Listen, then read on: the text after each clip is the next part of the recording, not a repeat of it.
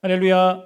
각 가정에서 온라인 예배로 드리시는 모든 성도님들 축복합니다. 환영합니다. 우리 주님 가르쳐 주신 기도 찬양으로 함께 고백하며 9월 13일 주일 예배 올려드리겠습니다.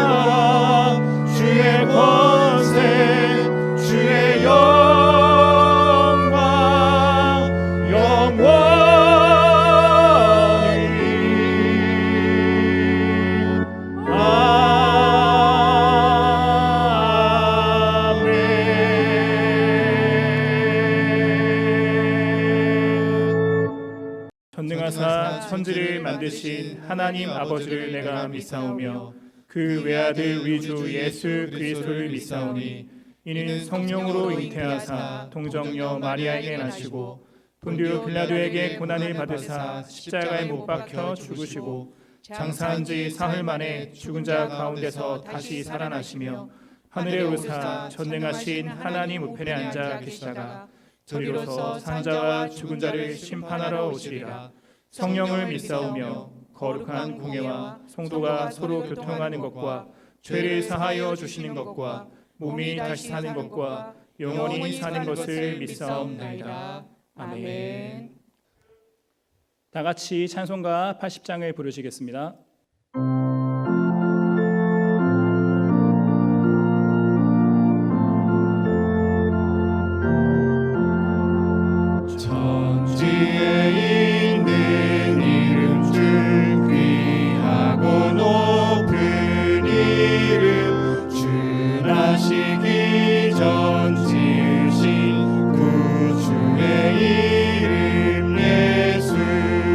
주 앞에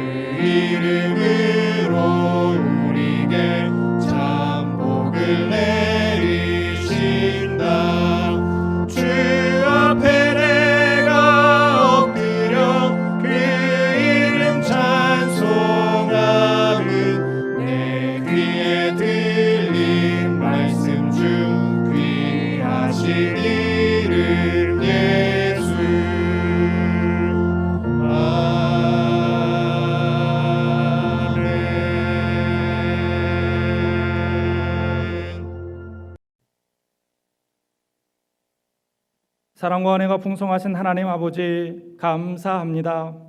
많은 비와 태풍, 코로나 바이러스로 지친 저희들을 아침 저녁 선선한 공기로 한결 상쾌하게 위로하여 주시고, 이 시간 하나님께서 세우신 날을 기억하며 가정에서 또는 각자의 상황에 맞추어 흩어진 교회로 온라인 예배를 드립니다.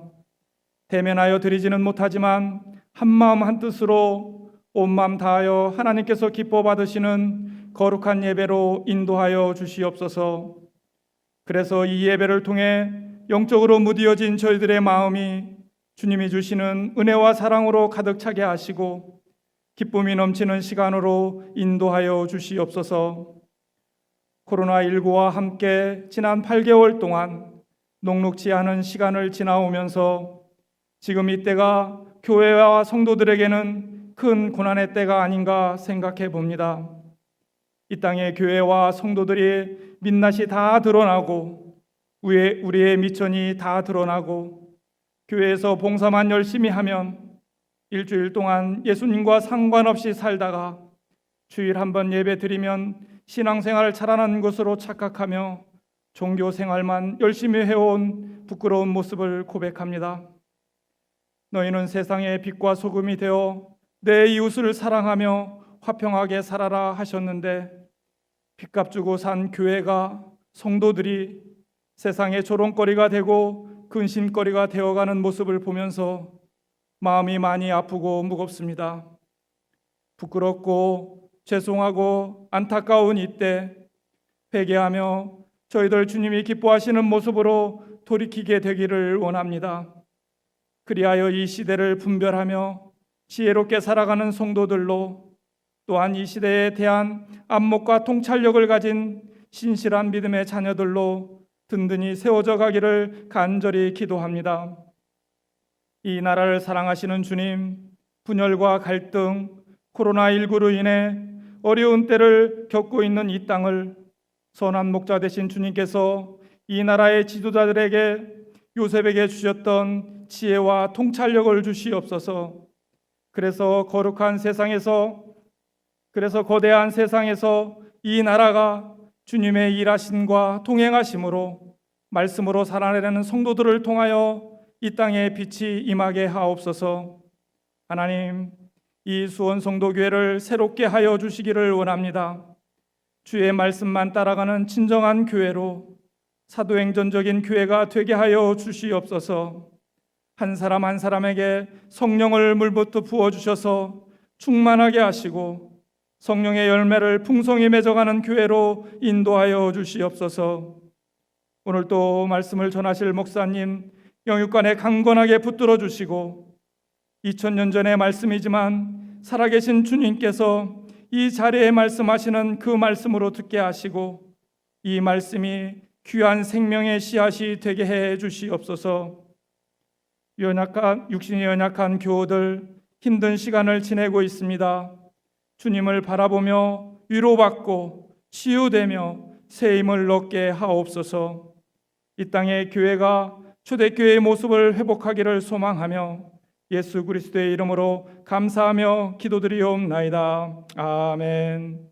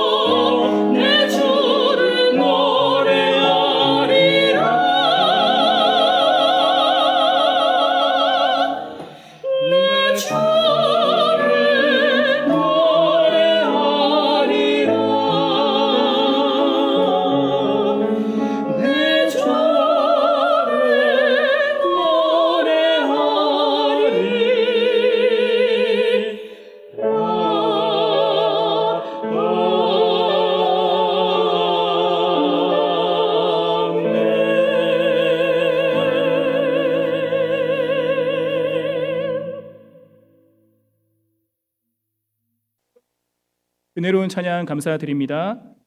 교회 소식 나누도록 하겠습니다. 시편 쓰기 릴레이 은혜 가운데 진행 중에 있습니다.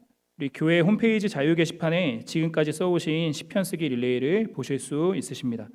이번 주는 조원민 집사님 71편부터 이면석 집사님 77편까지 필사해 주시겠습니다. 시편 쓰기는 모든 성도님들의 참여로 진행됩니다. 시편 쓰기에 동참하실 분들은 문자로 신청해 주시길 바랍니다. 하나님 말씀 나누겠습니다. 오늘 주시는 하나님의 말씀은 신약성경 누가복음 9장 57절부터 62절까지의 말씀입니다. 오늘 주시는 하나님의 말씀은 신약성경 누가복음 9장 57절부터 62절까지의 말씀입니다. 제가 가진 성경으로는 신약성경 109면 정도에 있습니다.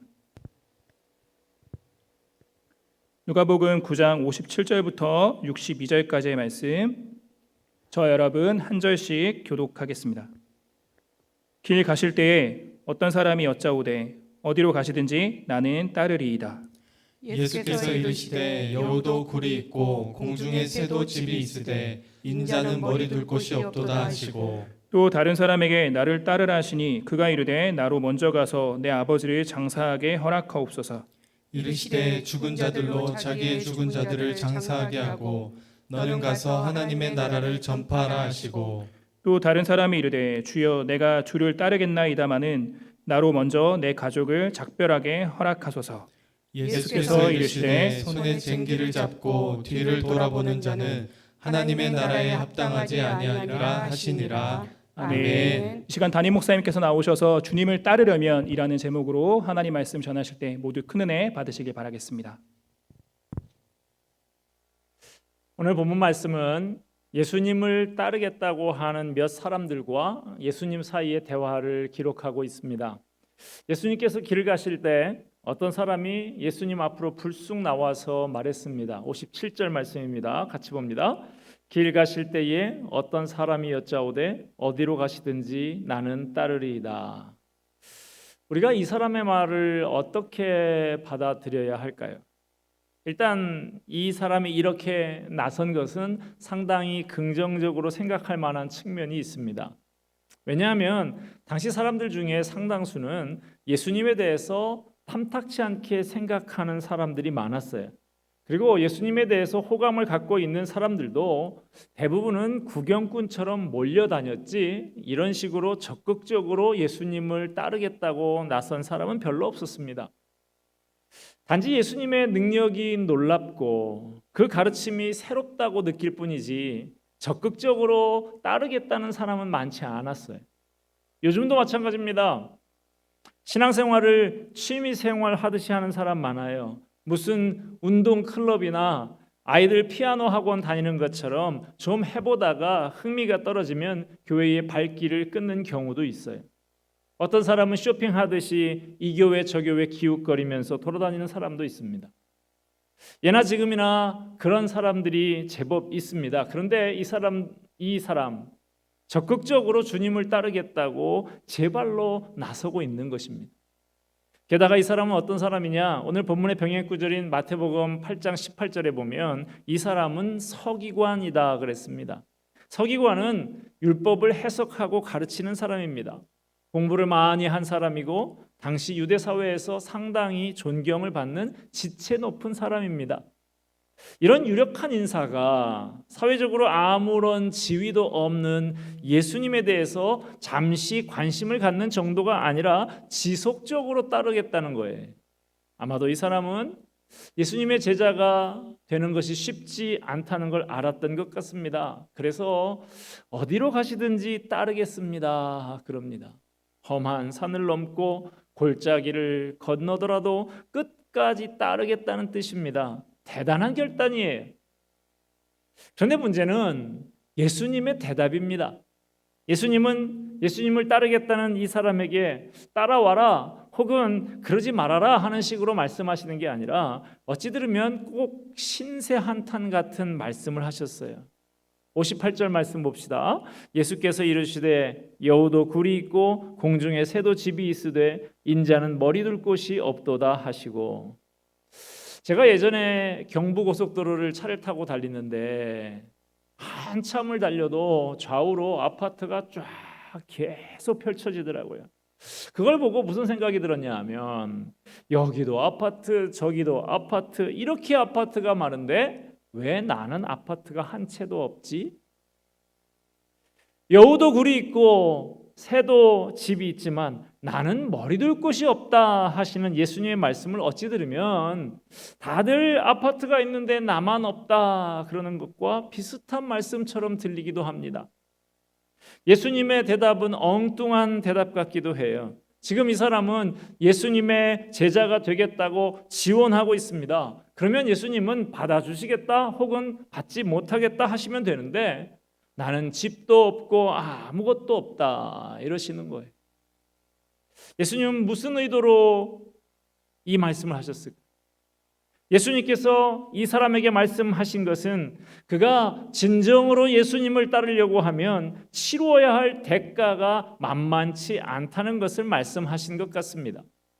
여우도 굴이 있고 공중에 나는 새도 거처가 있다는 말은 이 세상 사람은 누구나 가지고 의지하는 것이 있다는 뜻입니다.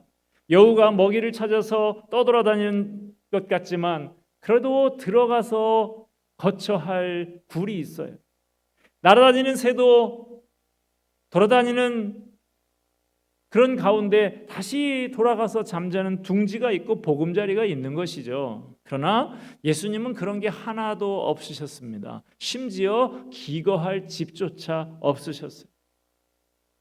예수님을 따르겠다는 이 사람, 유대 사회에서 별 어려움 없이 순탄하게 자라고 착실하게 교육받은 엘리트로 보입니다. 그럼 그가 예수님을 따른다는 것은 무엇을 의미합니까? 자기가 지금까지 가지고 자기를 보호해주고 있던 그 모든 사회적인 기득권을 다 버리고 예수님만 따라서 한 번도 가본 적이 없는 새로운 길을 떠나는 거예요. 지금까지 누리던 여러 혜택과 보장된 미래를 포기하고 아무것도 보장된 게 없는 새로운 길을 떠나는 것입니다. 아마 이 사람은 이번에 여기를 떠나면 다시는 이곳에 돌아오지 못할지도 모릅니다. 서기관의 자격도 완전히 휴지 조각이 될 거예요. 오히려 서기관의 자격을 갖고 있기 때문에 상대적인 빈곤감으로 더 괴로워할지도 모릅니다. 예수님이 이 사람에게 하신 말씀은 당신이 나를 따르겠다는데 나는 너를 위해서 집 한 채도 얻어줄 수가 없다. 새 얻어줄 형편도 못 된다. 이런 부분까지 다 고려하고 나를 따르겠다는 것인가? 이것을 감당할 각오가 되어 있는 것인가? 하는 말씀입니다. 여러분, 여우도 굴이 있고 새도 집이 있지만 나는 머리 둘 곳이 없다 하시는 예수님의 이 말씀을 우리는 어떻게 받아들여야 할까요? 우리가 살고 있는 지금 여기 이 시점에서 우린 이 말씀을 어떻게 받아야 할까요? 여러분, 저와 여러분은 왜 예수 믿고 교회에 나왔습니까? 아마 예수님의 말씀이 좋았기 때문이겠죠. 아마 여기 예수님의 제자들도 예수님의 말씀을 듣고 감동을 받았을 거예요. 기적을 베푸시고 병을 고치시는 것을 보니까 신기합니다. 귀신이 쫓겨나갑니다. 예수님이 너무나 매력적이에요. 그분만 따르면 뭐든지 다 될 것 같습니다. 그래서 많은 사람들이 예수님의 제자가 되려고 생각했을 것입니다. 그러나 예수님을 따라 사는 것은 그렇게 간단한 문제가 아닙니다. 오늘 우리들은 예수 믿는 것을 어떻게 생각하고 있습니까? 예수님을 따르는 삶은 온실 속의 삶이 아닙니다. 지금까지 한 번도 경험해 보지 못한 무시무시한 길을 떠나는 것과 같아요. 많은 성도들이 힘들어하는 것이 뭐냐 하면 나는 예수님을 믿는데 왜 이렇게 일이 생각대로 잘 풀리지 않냐는 거예요. 자기 나름대로 이렇게 살겠다는 계획이 있었는데 자기가 생각한 것과 전혀 다른 모습으로 살고 있더라는 것입니다. 학교에서 공부한 거 별로 소용이 없고 도대체 앞으로 어떻게 될지 모르는 그런 삶을 살고 있는 거예요. 예수님을 믿으면 고생 끝 행복 시작인 줄 알았는데 그게 아니더라는 것입니다. 그런 우리들에게 예수님은 묻고 계십니다. 아니, 그래 그 정도도 생각하지 않고 나를 따르려고 했냐? 예수님은 자신을 칭할 때 인자라고 칭하고 계십니다. 이 인자라는 말 그대로 사람의 아들이다라고 하는 뜻인데 하나님의 백성을 위해서 고난받는 종을 의미합니다. 자기 백성의 죄를 짊어지고 홀로 심판을 받고 고통받는 종이 인자입니다. 예수님은 진정으로 고통받는 사람들의 편에 서기를 원하셨고 그들의 고통을 자신이 지기를 원하셨습니다. 그러니 그런 예수님을 따르는 사람이라면 안일한 삶을 포기할 줄 알아야 한다고 요구하시는 것입니다. 예수님을 따르는 것은 전혀 경험해보지 않은 새로운 길로 가는 거예요. 이 세상의 보호막을 벗어나서 전혀 예측할 수 없는 길을 떠나는 것입니다. 저는 오늘 본문 말씀을 대하면서 저와 여러분이 주님의 제자로서 주님의 뒤를 따르고 주님 앞에 헌신하는 것에 대해서 곰곰이 생각을 해봤습니다. 옛날에는 교회에서 장로, 집사, 권사 선거하면 요즘처럼 그렇게 치열하지 않았습니다. 장로가 되는 일이 부담스러워서 심지어 장로 피택을 받고 나서도 안수를 받지 않으려고 하는 사람들도 있었습니다. 그런데 요즘은 규모가 좀 큰 교회들에서는 직분자 선거할 때 치열합니다. 선거를 치르고 나서 큰 후유증이 남는 경우도 종종 소리가 들려와요. 왜 그럴까요? 예전보다 신앙이 성숙해져서 주를 위해 십자가를 지고 봉사하겠다고 나서는 사람들이 많아져서 그럴까요? 혹시 그게 아니라 교회가 커지고 재정도 넉넉해지다 보니까 교회의 중심 인물이 되어서 교회를 좌지우지하는 일에 세상적인 매력을 느끼는 것은 아닐까요? 그 일이 한국교회 초창기 선배님들처럼 희생 없이는 안 되는 일이고 고통 없이는 따라갈 수 없는 일이라고 해도 그렇게 교회 중직자가 되려고들 안달일까요? 인자는 머리 둘 곳이 없다. 예수님은 사람들로부터 거부당할 수밖에 없다는 뜻입니다. 사람들은 자기가 죄인이라는 것을 인정하지 않으려고 합니다. 그래서 죄를 해결하기 위해서 오신 예수님을 죽여서 자기들이 죄가 없는 것처럼 가장하려고 합니다. 사람들은 무슨 기회만 있으면 기독교를 맹렬히 비난하면서 자기가 죄가 없는 것처럼 가장하려고 하는 거예요.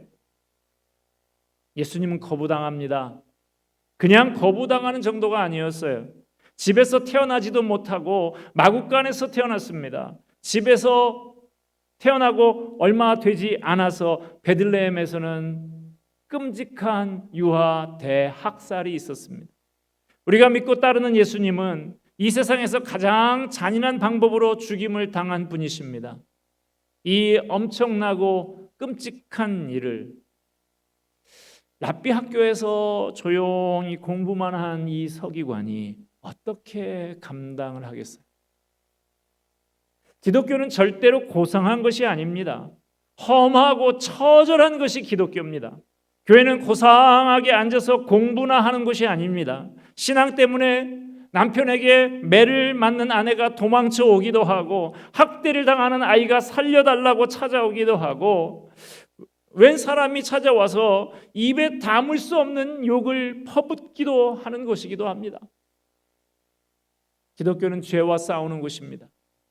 그런데 사람들은 죄를 인정하려고 하지 않기 때문에 어려운 것이죠. 병원에 오는 사람, 자기가 병에 걸렸다는 것을 인정합니다. 그런데 교회에 오는 사람은 자기가 죄인이라는 것을 좀처럼 인정하려고 하지 않아요. 죄와 싸우려고 하면 인생 밑바닥까지 내려갈 생각을 해야 됩니다. 기독교는 인생의 가장 더러운 부분을 닦아내는 것입니다. 그러니까 기독교는 고상할 수가 없어요. 학자들을 모셔놓고 세미나나 하는 것은 예수님께서 말씀하신 기독교가 아닙니다. 예수님은 인자로 오셔서 밑바닥까지 내려가셨습니다. 가장 비참하고 더러운 곳까지 친히 내려가셨습니다. 예수님은 인자한 미소를 지으면서 고상한 말씀이나 하려고 오신 게 아니에요. 머리 둘 곳이 없는 삶을 사셨습니다. 플러머라고 하는 사람이 이런 말을 했습니다. 예수님은 남의 마구간을 빌려서 세상에 태어났고 남의 무덤을 빌려서 생을 끝냈다. 우리도 예수님을 따르려고 한다고 하면 그와 비슷한 삶을 각오해야 하는 것입니다. 죄와 싸우기 위해서 온갖 고생과 사람들의 비난과 조롱과 따돌림을 각오해야 하는 것입니다. 하나님의 일은 학벌로 하는 게 아니에요. 하나님의 일은 밑바닥에서부터 시작하는 것입니다. 자, 이렇게 예수님이 인자는 머리 둘 곳이 없다고 하시니까 금방 예수님에게서 발을 빼려고 하는 사람이 생겨납니다. 또 다른 사람이 예수님께 나옵니다. 이 사람은 아마 이미 예수님을 따르고 있었던 사람인데 일신상의 이유로 말하자면 사표를 내려고 하는 사람인 것 같아요. 그 사람이 뭐라고 합니까? 59절 말씀 같이 보겠습니다. 시작. 또 다른 사람에게 나를 따르라 하시니 그가 이르되 나로 먼저 가서 내 아버지를 장사하게 허락하옵소서. 무슨 뜻이에요? 주님, 저는 주님을 따르겠습니다. 그러나 지금 당장은 좀 어렵습니다. 지금 저는 제가 꼭 모셔야 할 아버님이 있습니다. 아버님이 돌아가신 다음에 장례를 다 치르고 나서 그때 가서 좀 여유가 생기면 다시 와서 주님을 열심히 따르겠습니다. 이렇게 말하는 거예요. 그가 걱정하고 있는 것은 아버지의 임종이었습니다. 아버지의 임종을 지켜본 다음에 장례를 치르고 다시 주님을 따르겠다는 거예요. 군대에서 신병 훈련소에 있을 때라도 아버지가 돌아가셨다라고 하면 특별 휴가를 주어서 장례를 치르게 합니다. 그만큼 부모의 장례는 중요하게 받아들여지고 있는 것이죠. 그런데 예수님께서는 이 사람의 말을 분명하게 거부하십니다. 60절 말씀입니다. 이르시되 죽은 자들로 자기의 죽은 자들을 장사하게 하고 너는 가서 하나님의 나라를 전파하라 하시고. 자, 여러분, 예수님께서 인간의 가장 기본적인 도리조차도 그렇게 지키지 못하게 하는 것일까요? 여러분, 이 사람이 여기 내 아버지를 장사하게 해달라 하는 것은 무슨 뜻일까요? 이 사람의 아버지는 지금 어떤 상태에 있는 것일까요?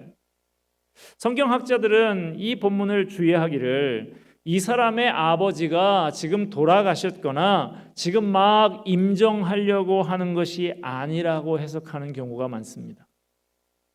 성경의 이 부분을 우리가 잘못 해석하면 아버지가 돌아가셔도 장례식에 갈 필요가 없다고 해석할 수가 있습니다. 아니죠. 아버지 장례 당연히 가야죠.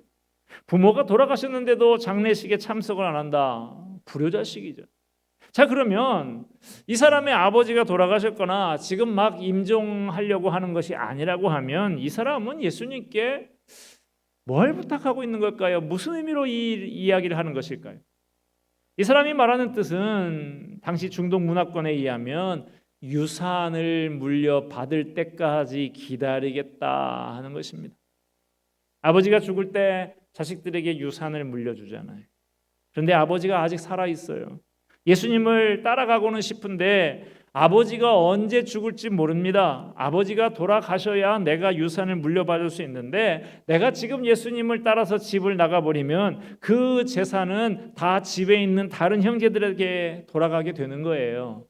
그러니까 아버지가 돌아가실 때까지 기다렸다가 그 유산을 받은 다음에 한몫 챙긴 다음에 그때 가서 주님을 따르겠다는 것입니다. 사실 처음에는 이 사람이 그냥 예수님을 따라서 집을 나갈 생각을 했는지도 모릅니다. 예수님의 능력을 보니까 굉장하거든요. 예수님의 제자가 되어서 따라다니면 성공하겠다라고 생각했는지도 모릅니다. 그런데 좀 전에 예수님께서 뜻밖에도 인자는 머리 둘 곳이 없다 이렇게 말씀하시는 거예요. 그러니까 아이고 그러면 안 되겠구나 해가지고 발을 빼는 것입니다. 예수님 따라 다녀봤자 집 한 칸도 마련하지 못하겠다 싶으니까 아버지 장례 치르고 유산 상속부터 받아놓고 그 다음에 생각해 보겠다는 것입니다. 그런데 이에 대해서 예수님은 죽은 자들로 자기의 죽은 자들을 장사하게 하고 너는 가서 하나님의 나라를 전파하라고 하십니다. 이 말은 네 아버지의 장례는 예수 믿지 않는 내 형제들더러 치르라고 하고, 즉 내 아버지의 유산은 내 형제들끼리 다 나눠 가지라고 하고 너는 나를 따라라 이 말이에요. 내가 그 재산에 마음이 매여 있으면 너는 평생 나를 따르지 못한다 그 말입니다. 재물에 미련이 남아 있으면 평생 예수님을 따를 수가 없고 복음을 위해서 헌신할 수가 없다 그 말입니다. 이 사람이 예수님을 따르는 것을 발목 잡는 것 뭡니까? 재물에 대한 미련입니다. 여러분 다들 바쁘시죠? 바쁘지 않은 사람 한 사람도 없어요. 이 세상 살기 만만한 사람이 하나도 없습니다. 먹고 살려고 하면, 성공하려고 하면, 지금 가진 것 유지하려고 하면 밤낮 없이 뛰어야 하고 땀을 흘려야 됩니다. 쉬운 일이 하나도 없어요. 그런데 그거 다 하고 언제 교회 가고 봉사하고 무슨 돈이 그렇게 남아 돌아서 헌금을 바치겠습니까? 못하는 거예요. 그런 사람 많아요. 장사를 지내고 나서 급한 일만 좀 처리하고 나서 시험이나 끝내놓고 나서 진급하고 나서 이번 일만 마치고 나서 세상 일이 끝이 없습니다. 끝날 수가 없어요. 그런 거 다 하고 나서 언제 하나님의 일을 합니까? 못하는 거예요. 늘 급한 일로 쫓기면서 평생을 사는 것입니다. 여러분 기회를 놓치지 마시기를 바랍니다. 우리에게 그렇게 시간이 많지 않습니다. 그러므로 덜 중요한 일 때문에 더 중요한 일을 놓치고 살지 말아야 합니다. 늘 급한 일에만 쫓기면서 살 게 아니라 중요한 일을 먼저 해야 합니다. 그 중요한 일이 뭡니까? 주님을 따르는 거예요. 주님을 따른다고 해서 다 팽개치라는 것은 아닙니다. 그러나 주님을 따르는 일을 뒤로 미뤄서도 아니 되는 것입니다. 오늘 본문 61절에 보면 또 다른 한 사람이 나옵니다. 61절 같이 보겠습니다. 시작.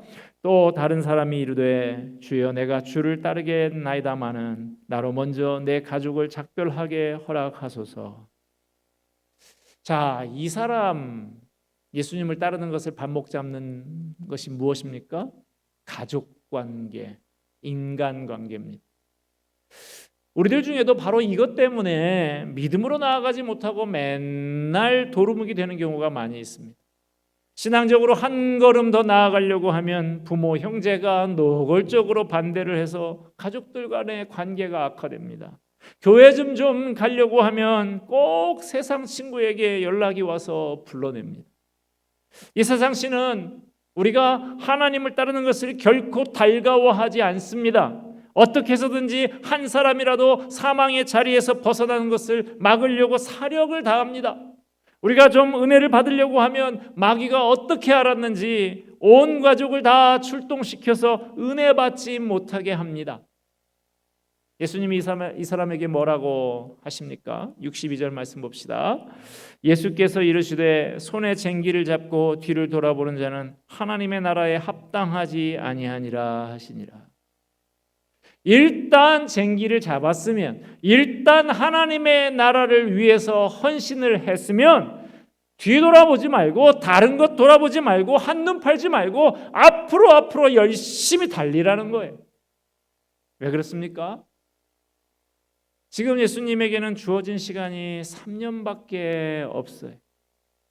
예수님에게는 1분 1초가 너무나도 소중한 시간입니다. 예수님에게 영혼을 살리는 일은 물에 빠져서 죽어가는 사람을 건지는 일만큼이나 시급한 일인 거예요. 가족들 일일이 찾아가서 인사하고 그렇게 시간을 보낼 겨를이 없다는 것입니다. 말씀을 맺고자 합니다. 여러분, 중요한 일에는, 가치 있는 일에는, 영광된 일에는 반드시 희생과 대가가 따릅니다. 이 세상 무엇보다도 중요한 예수님을 따르는 일에는 당연히 대가를 지불해야 합니다. 예수님을 따르기 위해서 버려야 할 것이 있습니다. 예수님을 영접하기 위해서 끊어내야 할 것이 있습니다. 이 귀중한 일을 위해서는 져야 할 십자가가 있는 것입니다. 그 어느 무엇도 내가 가는 생명의 길을 막게 해서는 안 됩니다. 이 길은 고난의 길입니다.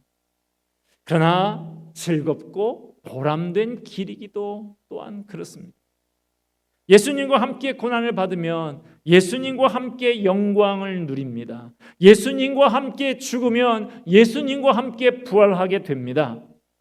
오늘 말씀을 묵상하는 저와 여러분 모두가 예수님을 따르며 복음을 위해 헌신하는 이 복된 걸음을 기쁘게 걸어가게 되시기를 우리 주님의 이름으로 축원을 드립니다. 기도하겠습니다. 은혜와 사랑이 풍성하신 하나님 아버지, 오늘 주님의 말씀을 통해서 주님을 따라가는 그 길이 비상한 결단과 각오가 있어야 하는 길인 것을 깨닫게 됩니다.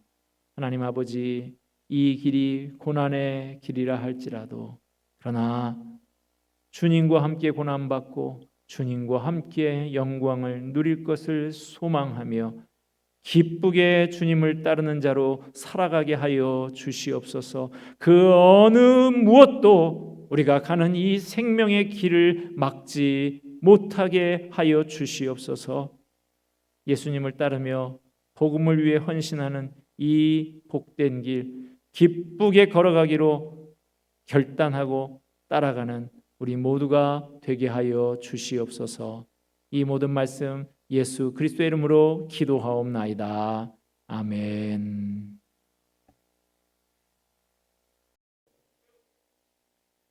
우리 주신 말씀 마음에 새기며 다 같이 찬송가 449장 함께 찬양 부르시겠습니다. 찬양 부르시는 가운데 준비한 헌금 하나님께 올려드리겠습니다.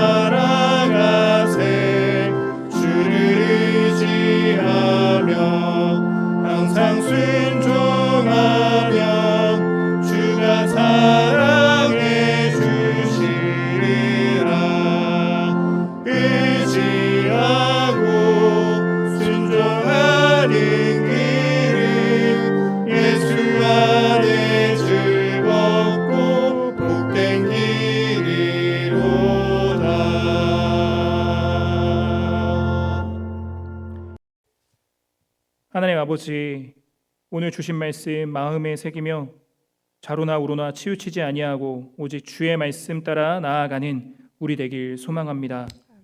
주님 허락하신 날들 가운데 날마다 오늘 하루 더 주님을 닮아가고 오늘 하루 더 주의 말씀을 온전히 따르고 준행하는 우리 되게 하여 주시옵소서. 오늘도 주정헌금으로 감사헌금 또 선교헌금으로 여러 가지 제목을 가지고 정성 담아 헌금 올려드리는 모든 손길들마다 기억하여 주옵시고 크신 축복으로 함께하여 주시옵소서. 또 이 물질 쓰이는 모든 곳들마다 주님의 귀한 역사 있게 하여 주시옵소서. 또 함께 올려드리는 기도의 제목들 우리 주님 다 보시옵고 주님의 선하신 뜻대로 속히 응답하여 주시옵소서. 이제 한 주간 살아갈 우리의 걸음들을 축복하여 주옵시고 우리의 모든 출입을 지켜주시며 모든 순간마다 우리 주님 함께 하심으로 형통케 되어지는 귀한 축복 허락하여 주시옵소서. 우리 주 예수 그리스도 이름 받들어 기도드립니다. 아멘. 성도여 다 함께 231장 부르신 후에 우리 담임 목사님의 축도로 예배 마치겠습니다.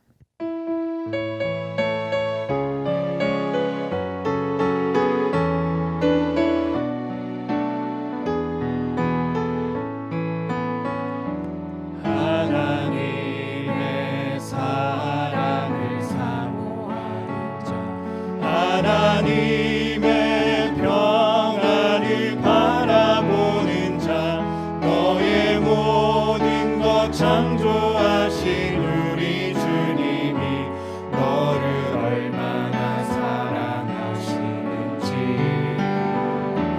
하나님께 찬양과 경배하는 자 하나님의 선하심을 닮아가는 자 너의 모든 것 창조하신 우리 주님이 너를 자녀 삼으셨네. 하나님 사랑의 눈으로 너를 어느 때나 바라보시고 하나님 인자한 귀로서 언제나 너에게 기울이시니 어두움에 밝은 빛을 비춰주시고 너의 작은 신음에도 응답하시니 너는 어느 곳에 있든지 주를 향하고 주만 바라보 하나님 사랑의 눈으로 하나님 사랑의 눈으로 너를 어느 때나 바라보시고 하나님 인자한 귀로서 언제나 너에게 기울이시니 어두움에 밝은 빛을 비춰주시고 너의 작은 신음에도 응답하시니 너는 어느 곳에 있든지 주를 향하고 주만 바라볼지라 주만